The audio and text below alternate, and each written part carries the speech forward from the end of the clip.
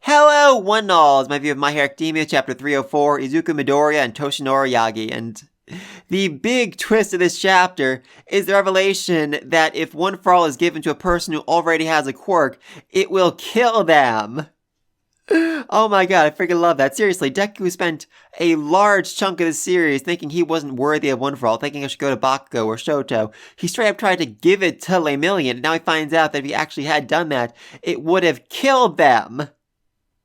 Oh, I just freaking love that. I mean, it's such a great twist in the Shonen Jump trope, oh, it had to be you. You're the legendary hero because your grandfather was a long-lost king. You're a descendant of royalty. You have this magical bloodline. You're a child of the gods. No, it had to be Deku because he was powerless. He's the chosen one for this great power simply because he was born without power, and I freaking love that. And it does also answer something I was definitely worried about last chapter, that Hawk, Best Genius, and Endeavor have more or less figured out the truth about One for All. I was really afraid, they'd say, hey Deku, listen, you've been doing just a bang-up job with that power up to this point, but you might want to give it to one of us, us professional heroes who have the strength, the training, the endurance, to actually know what to do with that power, to actually make better use of it. But now Deku can just straight up say, okay, I'll give it to you, but you'll probably be dead in under a week if you take it. Now that it has, all the power that All Might put into it, as well as all the other quirks from the other users. And this does actually open up a very interesting possibility, The reason why One for All was kept a secret all this time was because All Might and the other users were afraid, a villain would find out about it and try to steal it from him. Try to put him in a situation where he had to give it up. That's not really a risk anymore, okay, I'll give you the quirk, but it'll kill you, so I don't think a lot of villains are going to be after it unless, there's some quirkless villains running around, but that seems rather unlikely right now. So instead, Deku can actually straight up tell his friends, listen, this is the power of One for All I got from All Might, who got from his teacher, and so on and so forth, all the way back to All for One's brother. He can actually, open up to them, tell them, and, get their help moving forward, which, just thank God, because it was going to get very, very hard to explain why he keeps getting more and more quirks to his classmates without straight up telling them the truth about One for All. And this chapter does actually answer another interesting question. Back when Deku first went to train under Gran Torino, he was told that from the very beginning, as soon as All Might got the power, he was more or less able to control it freely, and he just needed to learn how to fight after that. So the question was, okay, why is Deku so bad at using the quirk? Well, that question is answered by the fact that the second longest user, the fourth user, had the power for 18 years, which was considered really long time for all the other users, and All Might had it for 40 years, which ridiculously long time. A lot of questions about that, but that means, together they had about 60 years, and I'm going to say the others had an average for between 5 and 10 years. That means the quirk, One for All, was only about 100 to 130 years old. And at least a third to half that time, it was being wielded by All Might. That means that the quirk was so much infinitely more powerful when Deku got it than when All Might had it, because All Might had it for a very significant chunk of its history.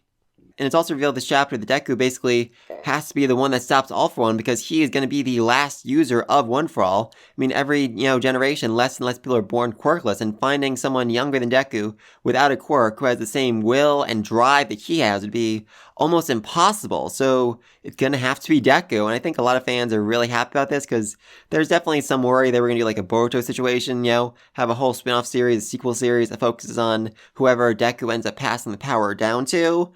But this chapter basically said, no, that's not going to happen. Though, quite frankly, it does feel like they're setting up a sequel series at least a little bit. I mean, we have Eri, we have Koga, we have the brother and sister from that second movie. We have all those kindergartners from the lesson that Shoto and Bakugo helped teach.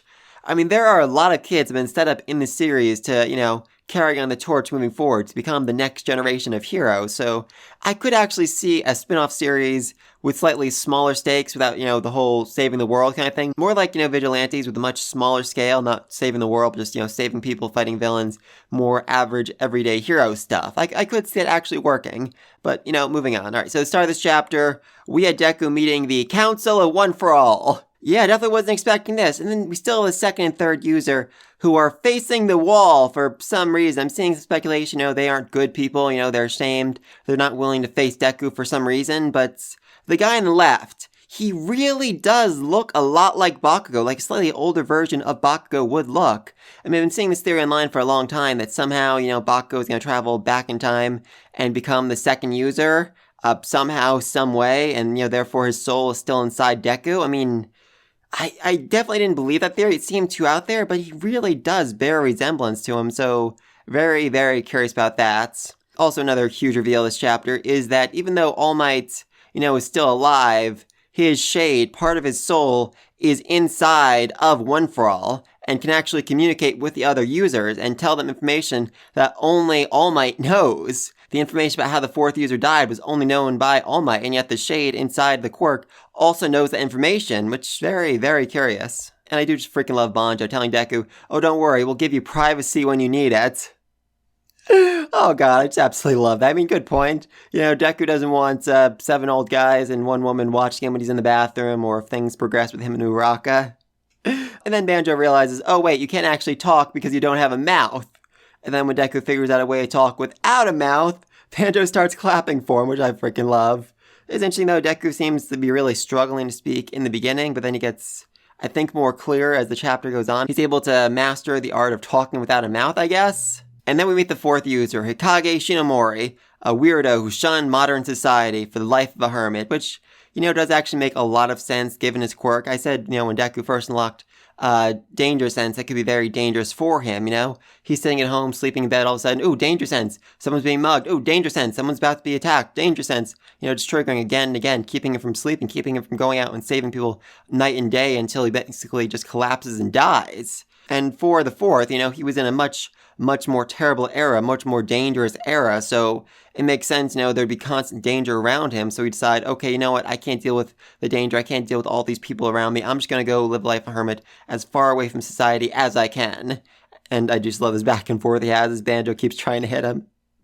Oh, it's hilarious, absolutely freaking hilarious. And then after 18 years of wielding One For All, he died of old age at the ripe old age of 40 because the quirk essentially ate away at his lifespan and killed him.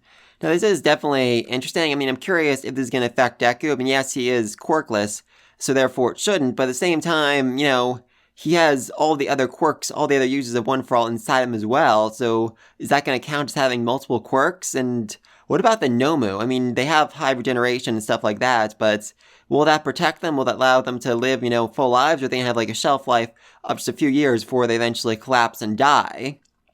But the real question though is, Shigaraki and All For One. I mean, Shigaraki's body was genetically altered to be able to handle the strain of multiple quirks. But what about All For One? Because he had all those quirks for decades upon decades, probably almost 200 years, and yet he still managed to survive. I mean, yes, he has the quirk that doubled his lifespan they got from the doctor, but he didn't meet the doctor until quite a while into his journey, so, I'm just very curious about that. I mean, he has dozens and dozens of quirks. He should have only been able to live like a few short days before he eventually collapsed and died. Maybe that's the reason why he wants Shigaraki as his host, because, by making him genetically engineered, he'll be able to live out a full, almost immortal lifespan inside that body? I'm very, very curious. Also, I do just love this shot of young All Might standing next to young Deku. Both in their school uniforms. Oh, that's so cute. That's so amazing. I freaking love it. It's them standing basically as a senior student and junior student together. And we learned that only All Might was able to really make One For All his own quirk, make it part of himself. And that's the reason why his conscious is still inside the quirk. Even though he didn't have a quirk factor to pass along with it, he was still able to become the perfect vessel for One For All because he had no quirk. And then the chapter ends with Shigaraki's grandmother asking Deku if he's willing to kill her grandchild. Oh, I love it. I absolutely freaking love it. I mean, clearly she must be having a lot of mixed emotions here. I mean, it is her grandchild, but it is also her fault that it is happening. So, she can't allow him to go mass murdering people anymore. She needs him to be stopped one way or another. But Deku, I mean, he clearly said, I want to save Shigaraki. He said, he said Shigaraki looked like he needed to be saved, which is definitely led me to believe the final fight in the series is going to be Shigaraki and Deku teaming up to murder All For One inside the quirk realm, to essentially erase him from existence once and for all, to erase his quirk factor, to erase every element of his being from reality. And then, Shigaraki, that's a good question. What's going to happen to Shigaraki after that? I mean, Eri, maybe she could come in and, de-age Shigaraki down to a child, essentially allow him to get a second chance at life, second chance to grow up and be a hero, maybe? I don't know about that. That'd definitely be interesting. Definitely be interesting. But yeah, let me think all this down below. What do you think of Deku being the chosen one simply because he's powerless? What do you think he's going to do next? What do you think he's going to continue talking about with the other users? Because, while he's talking to them, I feel like there's a good chance for him to find out what the other powers are he's going to get. I mean, so far the only one he can see and talk to is the guy that looks a little bit like Best Genius. So is he going to find out what that quirk is here now? Is he going to talk to him about the best way to use it? What about Danger Sense? How he's going to start incorporating that into his fighting style? And what's going to happen when he wakes up? Is he going to finally tell everyone, his classmates, the truth about One for All, about what needs to be done to stop All for One? And what else do you think's going to happen? Let me think all this down below. Be sure to like, subscribe to the next video. Until then, peace!